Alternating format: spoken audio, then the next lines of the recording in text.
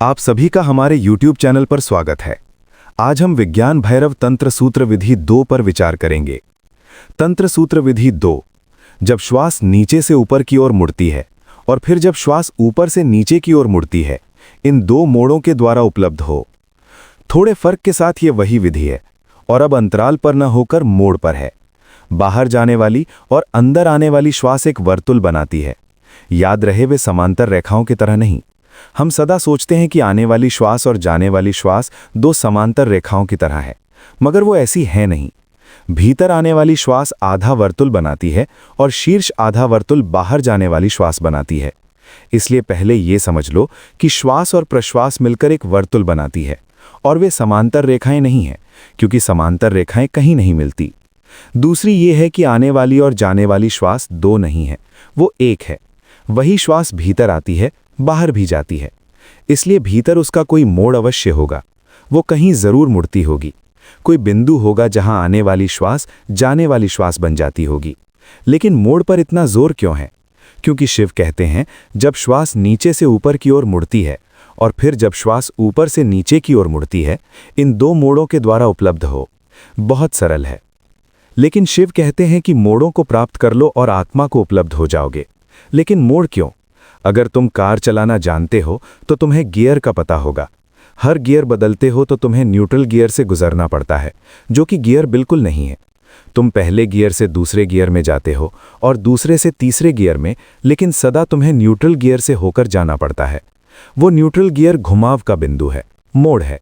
उस मोड़ पर पहला गियर दूसरा गियर बन जाता है और दूसरा तीसरा बन जाता है। वैसे ही जब तुम्हारी श्वास भीतर जाती है और घूमने लगती है तो उस वक्त वो न्यूट्रल गियर में होती है, नहीं तो वो नहीं घूम सकती। उसे तटस्थ क्षेत्र से गुजरना पड़ता है। उस तटस्थ क्षेत्र में तुम ना तो शरीर हो और ना मन ही हो, ना शारीरिक हो ना मानसिक हो, क्योंकि शरीर तुम्हारे अस्तित्व का एक गियर है और मन उसका दूसरा गियर है।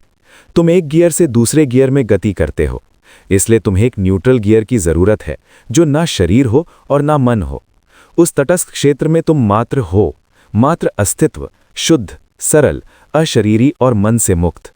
यही कारण है कि घुमाव बिंदु पर, मोड़ पर इतना जोर है। मनुष्य एक यंत्र है, बड़ा और बहुत जटिल यंत्र। तुम्हारे शरीर और मन में भी अनेक गियर हैं। तुम उस महान यंत्र रचना का ही हिस्सा हो। तुम एक महान यंत्र हो और अच्छा है कि तुम्हें उसका बोध नहीं है, अन्यथा तुम पागल हो जाओगे।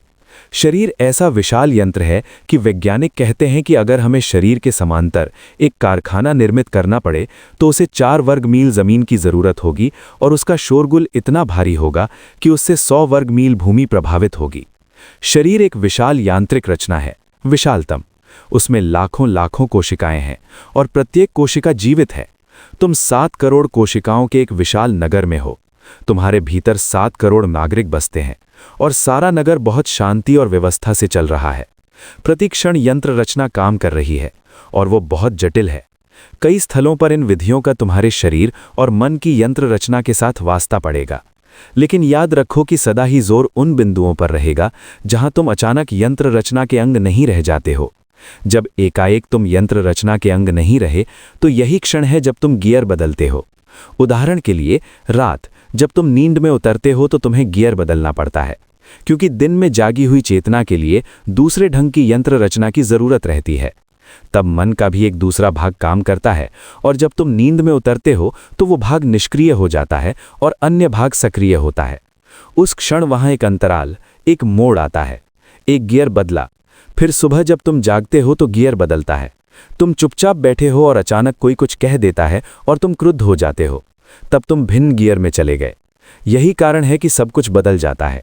तुम क्रोध में हुए तो श्वास क्रिया बदल जाएगी, वो अस्त व्यस्त हो जाएगी। तुम्हारी श्वास क्रिया में कंपन आ जाएगा। किसी चीज को चूर चूर कर देना चाहेगा ताकि ये घुटन जाए। शरीर में और ही तरह का रस द्रव्य सक्रिय होगा। पूरी ग्रंथि व्यवस्था ही बदल जाएगी।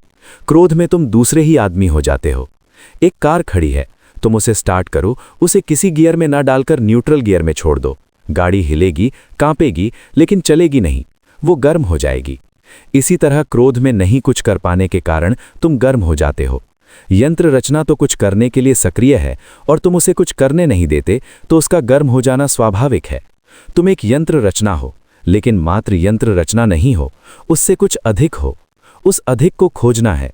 जब तुम गियर बदलते हो तो भीतर सब कुछ बदल जाता है। जब तुम गियर बदलते हो तो एक मोड़ आता है। शिव कहते हैं, जब श्वास नीचे से ऊपर की ओर मुड़ती है और फिर जब श्वास ऊपर से नीचे की ओर मुड़ती है, इन दो मोड़ों के द्वारा उपलब्ध हो। मोड़ पर सावधान हो जाओ, सजग हो जाओ। लेकिन ये मोड़ बहुत सूक्ष्म है और उसके लिए बहुत सूक्ष्म निरीक्षण की जरूरत पड़ेगी। हमारी निरीक्षण की क्षमता नहीं के बराबर है। हम कुछ देख ही नहीं सकते। अगर मैं तुम्हें कहूं कि इस फूल को देखो, इस फूल को जो मैं तुम्हें देता हूं, तो तुम उसे नहीं देख पाओगे। एक क्षण को तुम उसे देखोगे और फिर किसी और चीज के संबंध में सोचने लगोगे। वो सोचना फूल के विषय में हो सकता है, लेकिन वो फूल नहीं हो सकता। तुम फूल के बारे में सोच सकते हो कि देखो वो कितना सुंदर है, लेकिन तब तुम फूल से दूर हट गए। अब फूल तुम्हारे निरीक्षण क्षेत्र में नहीं रहा, क्षेत्र बदल गया। तुम कहोगे कि ये लाल है, नीला है, लेकिन तुम उस फूल से दूर चले गए। निरीक्षण का अर्थ होता है किसी शब्द या शाब्दिकता के साथ, भीतर की बदलाहट के साथ न रहकर मात्र फूल के साथ रहना। अगर तुम फूल के साथ ऐसे 3 मिनट रह जाओ जिसमें मन कोई गति ना करे, तो श्रेयस घट जाएगा, तुम उपलब्ध हो जाओगे। लेकिन हम निरीक्षण बिल्कुल नहीं जानते। हम सावधान नहीं हैं, सतर्क नहीं हैं। हम किसी भी चीज को अपना अवधान नहीं दे पाते। हम तो यहां वहां उछलते रहते हैं। वो हमारी वंशगत विरासत है, बंदर वंश की विरासत। बंदर के मन से ही मनुष्य का मन विकसित हुआ है। बंदर शांत नहीं बैठ सकता, इसीलिए बुद्ध बिना हलन चलन के बैठने पर, मात्र बैठने पर इतना जोर देते हैं, क्योंकि तब बंदर मन का अपनी राह चलना बंद हो जाता है। जापान में एक खास तरह का ध्यान चलता है। ज़ेन शब्द का जापानी में अर्थ होता है मात्र बैठना और कुछ भी नहीं करना, कुछ भी हलचल नहीं करनी है। मूर्ति की तरह वर्षों बैठे रहना है, मृतवत, अचल। लेकिन मूर्ति की तरह वर्षों बैठने की जरूरत क्या है? अगर तुम अपने श्वास के घुमाव को अचल मन से देख सको तो तुम प्रवेश पा जाओगे। तुम स्वयं में प्रवेश पा जाओगे, अंतर के भी पार प्रवेश पा जाओगे। लेकिन ये मोड़ इतने महत्वपूर्ण क्यों हैं?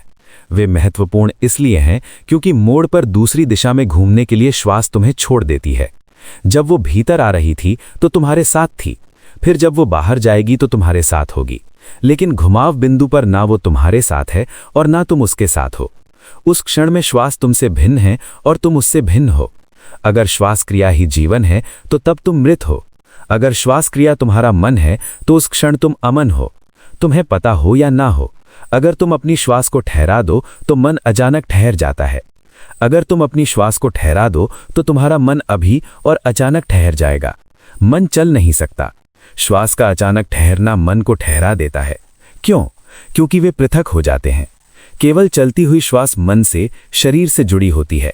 अचल श्वास अलग हो जाती है।